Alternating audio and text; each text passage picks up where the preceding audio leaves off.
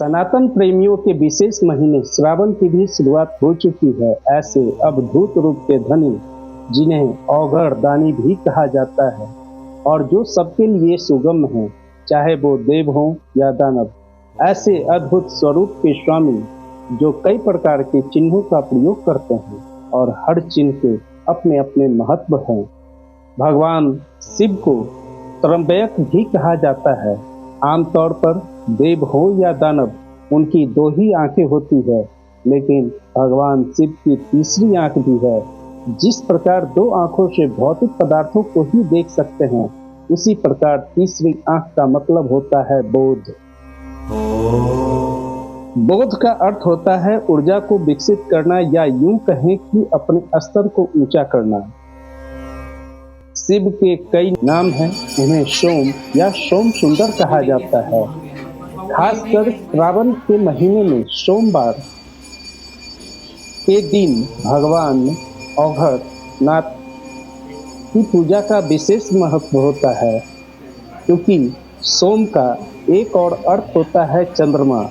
वैसे तो सोम का अर्थ होता है नशा।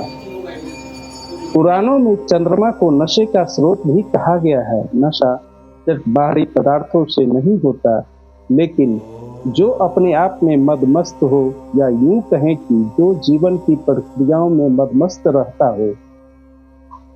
पूर्णिमा की रात्रि को जब चंद्रमा अपने पूर्ण आकार में हो तो उसकी शीतल किरणें भी मदमस्त लगती है।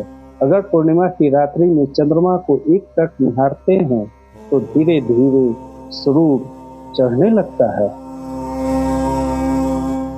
भगवान शिव का वाहन नंदी है। आखिर नंदी का अर्थ क्या होता है? पुराणों के अनुसार नंदी का अर्थ होता है प्रतीक्षा, या यूं कहें अनंत प्रतीक्षा। हिंदू परंपरा या संस्कृति में इंतजार करना सबसे बड़ा गुण माना गया है। इंतजार जो चुपचाप बैठकर किया जाए और उम्मीद हो कि कल वो आ जाएंगे।